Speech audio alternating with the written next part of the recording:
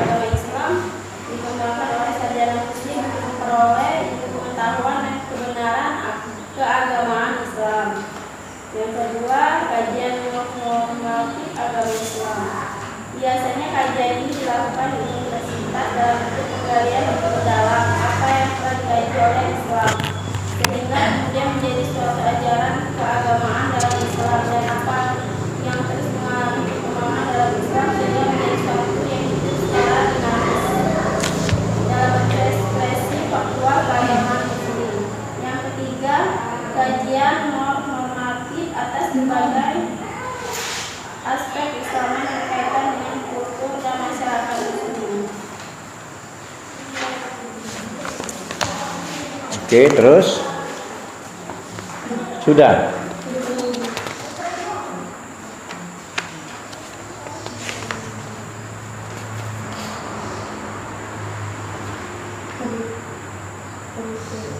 Baca kesimpulan. Baca kesimpulan. Kesimpulan, jika menuju pada pengertian administrasi secara sederhana sebagai kegiatan mengarahkan, maka istilah administrasi kurikulum menekankan pada upaya bagaimana mengamankan keadaan masyarakat dengan menyelesaikan kurikulum yang digunakan dalam mencapai tujuan dan sasaran pendidikan. Jika kegiatan administrasi kurikulum adalah berbagai kegiatan yang bertujuan untuk melaksanakan dan mengembangkan kurikulum sehingga kurikulum dapat dijadikan instrumen dalam mencapai tujuan dan sasaran pendidikan.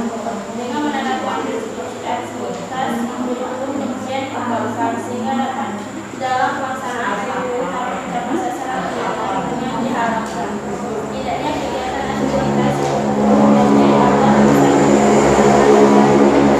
terencana dengan baik sehingga dalam pelaksanaan dapat berjalan dengan baik.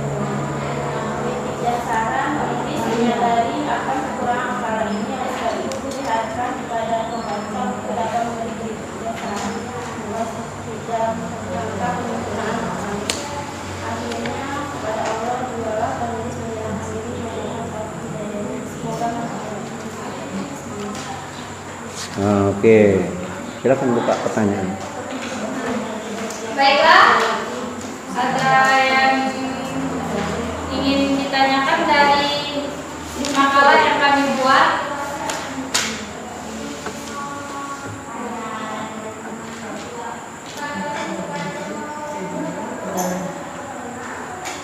Ayo, ada yang nak nanya, bahas.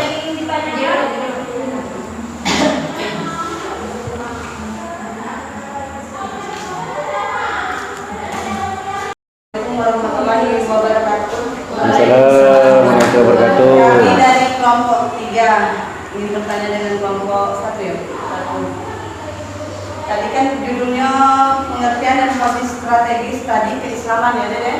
Nah ayo tanya ya, paling tepatnya tuh posisi strategis keislaman itu cak mana? Paling tepatnya, paling tepat posisinya tuh, posisi strategi keislaman tuh yang paling tepat itu cak mana? Perkembangannya cak mana? Strategi apa nih? Strategi judul kamu. Ayo kita judul kamu dulu. Jadi yang paling tepat posisi strategi itu yang cuman belajar keislaman itu yang tepat itu gimana caranya? Simpan dulu kalau ada pertanyaan lain lagi. Tawari lagi.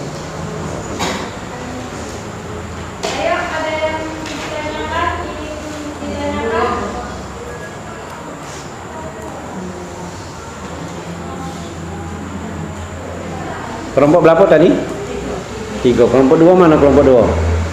Mana suaranya? Ayo.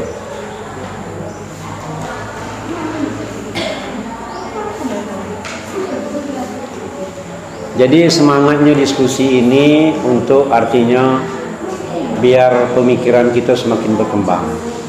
Apapun yang kita sampaikan, apapun yang kita utarakan, kalau nak mencari kebenaran tuh hanya Allah yang benar. Yang penting kita dulu mengano apa yang keinginan kita sampaikan. Belum? Ayo kelompok 3 mana?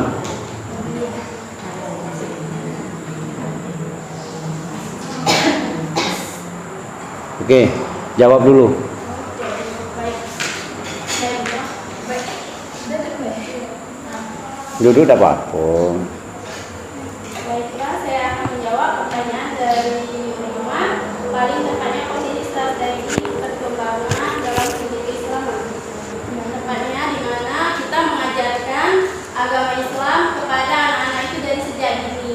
Misalkan kita mengajarkan anak TPQ mengaji, sholat, tadarus, ataupun dan lain sebagainya. Di mana kalau anak yang sudah bisa masukkan pesantren kan sejak SD mengajarkan ke agama Islam yang lebih mendalam, sehingga anak tersebut bisa menjadi ustadz ataupun kiai ataupun bisa juga menjadi MC. Itulah yang posisi yang paling tepat dari studi keislaman. Yang mengajarkan studi keislaman dari dini hari. Ajari sejak dini. Iya. Aku dini hari yang pagi. Ada yang ingin ditanyakan? Lontar dulu ke ini dulu. Gimana? Cukup. Oh, mantap. Ya dah apa? Yang lain ada tak? Yang nak disanggah? Atau nambah? Nambah apa nanya? Nanya, oke. Assalamualaikum warahmatullahi wabarakatuh. Waalaikumsalam warahmatullahi wabarakatuh. Perkenalkan, nama saya Desi dari kelompok 2 yang mengajukan pertanyaan. Jelaskan mengenai ajaran ideal dan elaborasi teoris dan berikan contoh. Jelaskan. Apa yang dimaksud ajaran? Apa nih? Tinggal yang lebar. Jelaskan ajaran. Jangan, tak Ajaran risau. ideal dan Biar lah. elaborasi teoris serta berikan contohnya.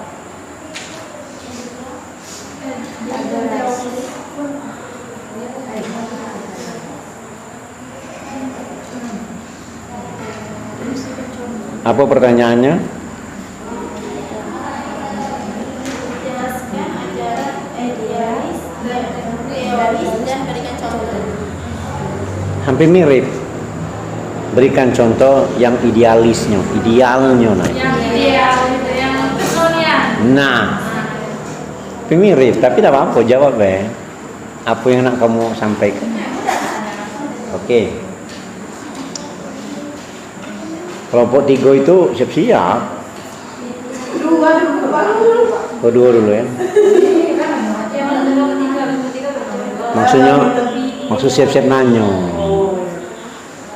Jadi dalam diskusi ini bisa jadi kelompok lain itu menolong dari kelompok ini. Seandainya kelompok ini sudah tersudut pertanyaannya sehingga dia tidak bisa jawab, bisa kamu jawab. Mohon bicara, nah gini. Jadi itu sebenarnya diskusi itu. Ada cara mohon bicara, interupsi dan sebagainya, atau dipotong kalimat sebelum diteruskan. Nah itu bahasa-bahasa yang indah. Oke, kelompok 1. Sampai ke lapo. Baiklah, saya akan menjawab pertanyaan dari Gesti dari kelompok 2, yaitu ajaran yang lebih ideal itu adalah Mengajarkan anak yang usia dini kan dari pengajaran orang tuanya. Yang lebih ideal tuh pengajaran dari orang tuanya, mengajarkan seperti sehari-harinya itu mengaji, hafalan Quran, baca-baca doa, kan lebih ideal. Dan itu berdasarkan adanya mengajarkan sholat, mengajarkan juga anak masuk ke pesantren, jadi ilmu keislamannya lebih mendalam. Setelah itu anak tersebut harus lebih luas tentang keagamaan Islam. Terpikir tak oleh kamu madrasah yang paling hebat itu dari rumah dulu? Sebelum kamu jadi guru, madrasah pendidikan yang paling ideal itu munculnya dari rumah wong itu dewek. Dari orang tua. Dari orang tua. pengajaran orang tua. Pengajaran dulu. Ya bawa sambil ini kita sharing ya, biar kamu lagi kita buka dewek. Jadi ada semacam orang ini kan selalu kalau anaknya nakal, dia masuk pesantren kau. Dia nakal, nak diomongkan dia kau masuk pesantren. Memangnya pesantren itu tempat orang nakal aku. Benar tak kira? Seolah-olah kan? Kamu terpikir tak kalau guru itu tidak sanggup mengajari anak kamu? Kecil lah contoh cak seperti kami nak guru ngaji. Anak tu bermacam-macam cara, umpama di rumah tidak terkeruan. Iya nakalnya na'udzubillah. Kadang-kadang kita tidak sabar sebagai manusia juga ngomong.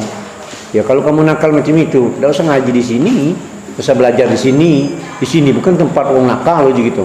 Tempat orang baik. Jadi yang paling ideal itu artinya pertama madrasah di dalam rumah tangga dulu. Siapa yang paling utama itu? Yang memberikan pelajaran itu yang paling baik terhadap anak-anak itu siapa lagi? Orang tua. Yang paling dominan lagi ibu. Makanya anak itu disuruh hormati ibu sampai 3 kali, bukan disuruh berbini 3. Itu intinya seperti itu ya. Nah jadi kalau ibunya mohon maaf baik, kalau dia pakai baju you can see, jangan berharap anaknya pakai jilbab. Kalau ibunya berjalan dengan anaknya pakai jilbab lengkap, ibunya pakai apa namanya legging. Atau sebaliknya anaknya tidak lengkap berpakaiannya, anak perempuannya maksudnya itu ibunya berpakaian lengkap. Nah ini tidak ngerti juga kita pembahasannya. Yang mana lebih dominan mencontohkan, yang dicontohkan. Terus ada tambahan enggak? Ini kan gambaran deh. Ada tambahan lagi? Atau kelentarkan kepada mereka? Itu untuk kelompok 2. Apakah sudah cukup dari jawaban kami? Lanjut. Baik. Dari yang lain ada yang ingin ditanyakan? Oke, kelompok 3. Mana pertanyaannya? Ngomong enggak apa-apa. Kelompok ini sampai 4 atau 3? 3. Batas 3. Benar ya? 1, 2, 3 ya udah apa? Dari saya dari kelompok 3 yang bertanya ke kelompok 1. Apa yang dimaksud dari pengertian pendekatan tadi Islam? Pendekatan.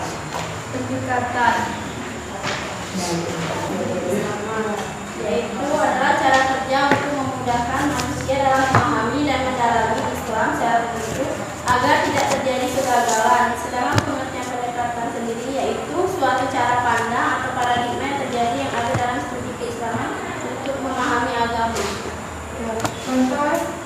Contoh ini kan pendekatan normatif, pendekatan atau cara yang membahas ajaran agama Islam dilihat dari segi Al-Quran dan pendekatan antropologis secara untuk memahami agama dan melihat wujud keagamaan yang tumbuh dari berkembang dalam lingkungan, dan pendekatan sosiologis suatu ilmu yang menjelaskan tentang suatu hubungan antara manusia dan lingkungan. Sudah bisa diterima. Jadi pendekatan secara akurat, jawab secara biar gemblang. Pendekatannya adalah kepada Al-Quran dan Sunnah Rasulullah. Nah itu hadis Nabi dan Sunnah Rasulullah. Pendekatannya. Karena kalau wong ini belajar Islam, dia tidak mendekati dengan dua tadi, nyimpang dia perjalanannya, paham? Sehingga banyak wong yang keliru dalam memahami Islam ini. Sekarang ini perdebatan soal kunut, perdebatan soal takbir, perdebatan soal dan lain-lain, perdebatan kepala kau lagi mukul tangan ketika seandainya orang salah baca ayat imam. Pernah dengar tak seorang laki-laki mengucap apa kalau membaca sholat imamnya salah? Macam apa? Macam apa? Belum pernah dengar. Subhanallah. Jadi kalau imam salah subhanallah, subhanallah. Kalau perempuan Maco apa? Maco apa perempuan? Belum pernah dengar. Yang tadi, yang suara tadi? Itu. Jangan bersuara, betina subhanallah, subhanallah. Lanang yang boleh bersuara, betino menepuk tangan. Tahu. Kalau lanang lagi imam lagi ada salah atau main. Tapi kan cek kawan. Jangan lagi tepuk pramuka. Misalnya kita kan imamnya kan salah. Oke. Terus kita kan dari makmum itu bertepuk, tidak sadar bahwa kita tepuk kesalahannya mana kan? Biasanya Biar Tuhan. biasanya ketika ada suara yang lain pasti imam itu kan antara dia itu bukan salah nian, dia itu ragu. Ya, ragu. Tapi dia terus ucapkan ditambah lagi ada suara lanang subhanallah. Nah, itulah sudah menyadarkan dirinya. Kamu perempuan bertepuk, jangan dak ada usaha, paham? Pernah tak dengar cerita Nabi Ibrahim ketika dibakar api? Pernah dengar. Ketika itu cecak sebagai apa cecak waktu itu?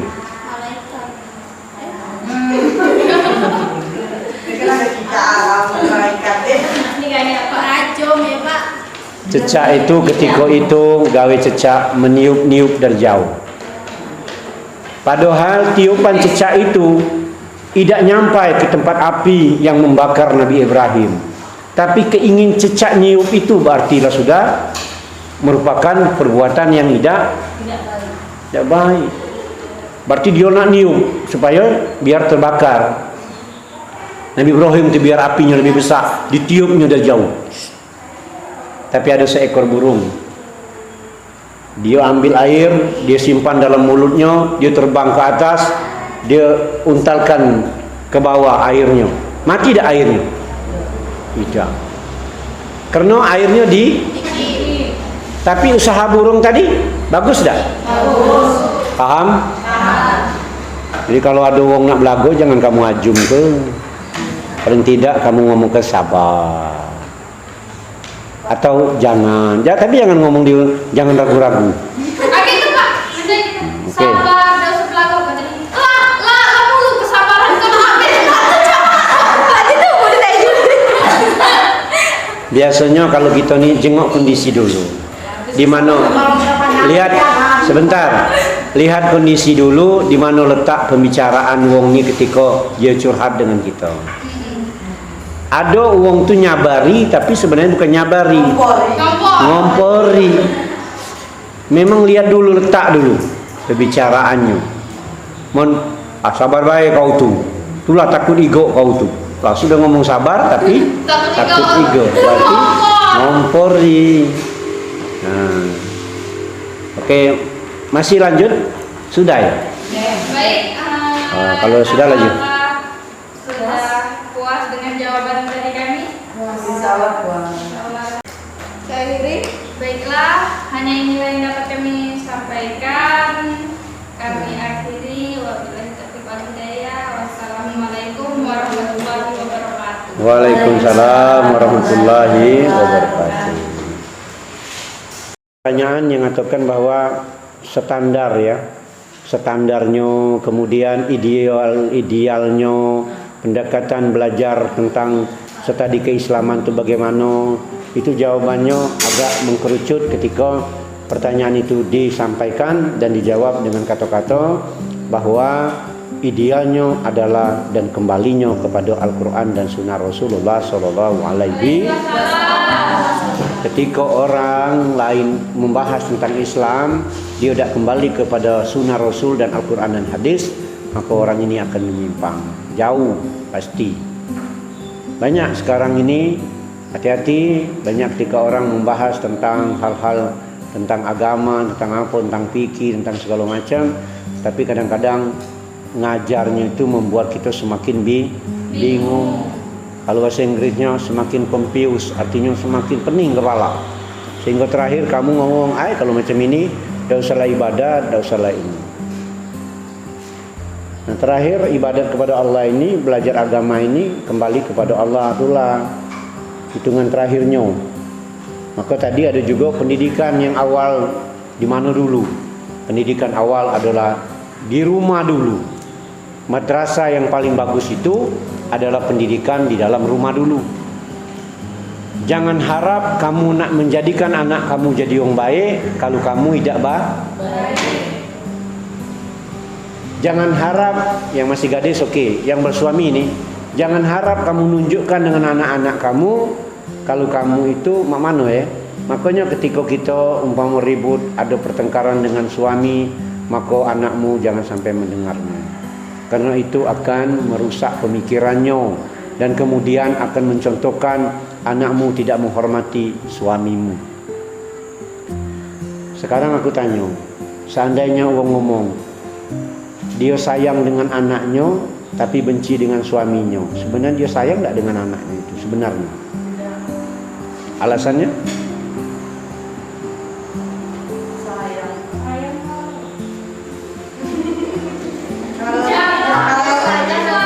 Kalau sama anak rasa sayangnya sampai mati. Kalau suami bisa tidak tuh.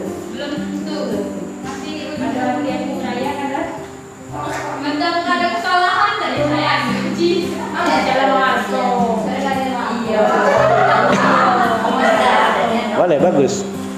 Jadi jangan percaya sebenarnya bahasanya. Saya tidak percaya kalau orang itu membenci suaminya, dia ngomong sayang terhadap anaknya. Sebaliknya, aku kurang percaya dia membenci istrinya, dia ngomong aku sayang dengan anaknya. Kenapa? Jika kamu benci kepada suamimu, itu sama baik benci dengan anakmu. Karena suamimu itu adalah bapak dari anak-anak. Paham? Tapi makanya beda. Kage, belum sampai di situ. Seandainya suamimu benci kepadamu, dia ngomong aku lebih sayang dengan anak, itu belum tentu sama baik dia tidak sayang dengan anaknya kalau dia benci dengan istrinya. Karena istrinya itu adalah ibunya dari anak. Sekarang ketika rumah tangga ini bersikuras, bersikeras, artinya ada permasalahan, bersikuras, bersigemuk. Ya, aku senangnya nyambungnya itu. Ya, dikoreksi itu senang aku. Tapi dia tidak banyak koreksi ini ya, tidak apa-apa. Di mana tadi bersikeras ya, bersikurus, bersikeras artinya. Bersikeras, bersigemuk ya, bersikeras artinya rumah tangganya terpisah ngomongkan. Siapa yang jadi korban? Anak. Mana tadi ngomongkan sayang dengan anak? Tapi tetap. Iya, aku ngomong tadi. Ketika rumah tangga itu gagal, yang jadi korban Anak. mana ngomong sayang dengan anak? So, anak jadi korban. Egoisan orang tua yang tuh.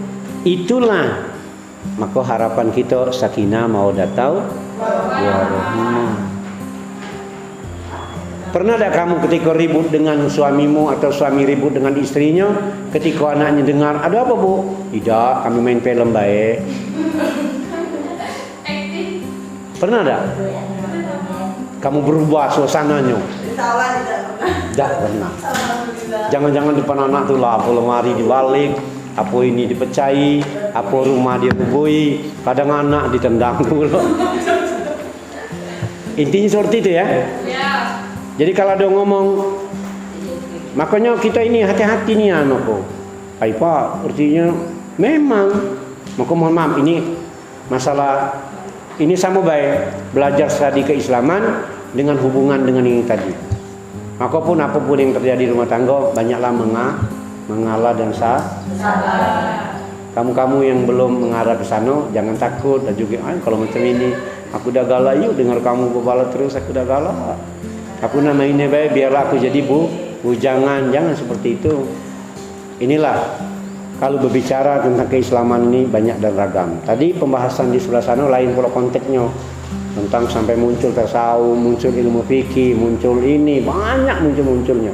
Kalau kamu ini tidak banyak muncul, tapi menarik muncul di tengah kamu ini tentang kembali kepada Al-Quran Sunnah Allah, ya, dengan Quran dan hadis Nabi. Nah, hadis Nabi ini juga ada yang doib, ada yang sahih. Jangan terbalik, yang palsu kamu pakai, yang tidak palsu kamu pakai. Tapi ada juga jangan selalu ngomongkan segalanya Al-Quran, segalanya Quran, karena ada dalil nakli, ada dalil. Nah, bisa yang tidak terima pakai akal, jangan kelmeloi. Kalau perbuatan baik diterima oleh akal, maka kita akan jalani. Ada ngomong bertahlil itu adalah bukan sunnah Rasul, bamo. Memperingati nuzul Quran bukan sunnah Rasul. Ada yang bilang seperti itu. Tapi perbuatan ini baik. Kalau baik dilakukan enggak?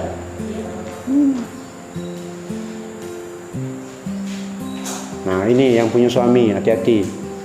Ketika berbuat baik, kalau suami tidak nyuruh, pikir-pikir dulu. Berbuat baik, apalagi berbuat jahat.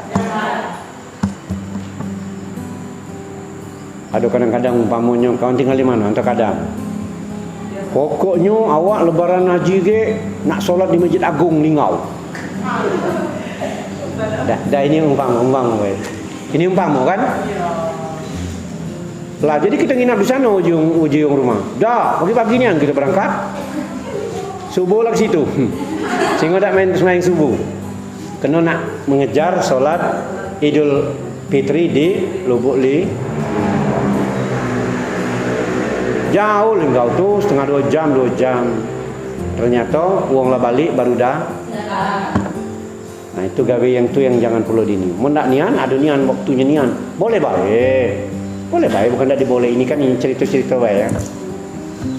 Nah ketika perbuatan baik itu, insya Allah mudah-mudahan ketika kamu berbuat baik, saling giring-menggiringi. Termasuk kamu ini yang untuk memilih jodoh. Klik-klik dulu memilih jodoh itu.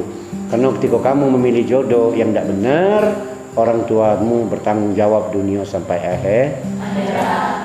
Jangan kau pikir orang tua tak tanggung jawab. Mana?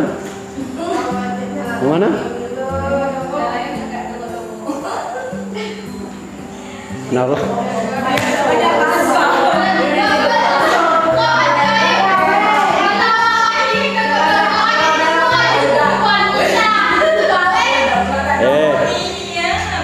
Nyari ngapain nak dongo-dongo?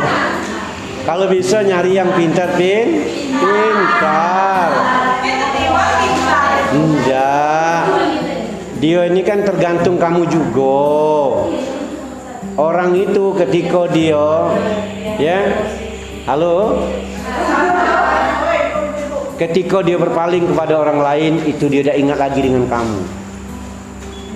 Oh, dia melontarkan pembicaraan, dia pergi. Menarik ya. Jadi ketika orang itu ingat dengan kamu, dia tidak akan mungkin berpaling. Paham? Yakin tak? Yakin. Mun baru lalu godaan, sudah di rumah nak marah baik. Ada mini belah yang padik ramah. Iyo, itu artinya ketika kita melakukan yang terbaik, insya Allah jadi baik. Habis ya? Oke, mungkin untuk ini kali ini dulu pertemuan kita pagi hari ini. Ini pemateri yang pertama. Insya Allah di minggu ke depan pemateri yang kedua. Kalau memang aku tak bisa hadir nanti dikabari ya. Menarik. Alhamdulillah sampai akhir aku cerita di sini kan. Mudah-mudahan sebelum berakhir kita dengar dulu cerita yang baru hadir ini, kemana dia keluar tadi. Oh, ada sesuatu.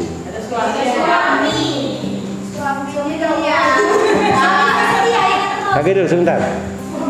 Dongo beda.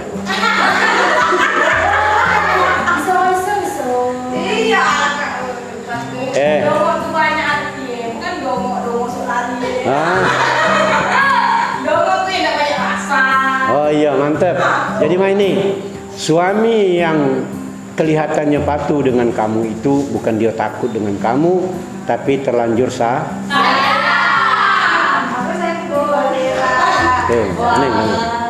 Oke, aku kisahkan ya. Ketika Sayyidina Umar ya, tidak apa. Ketika Sayyidina Umar, kamu kan bisa juga nasihati anak-anak PAUD dan orang lain.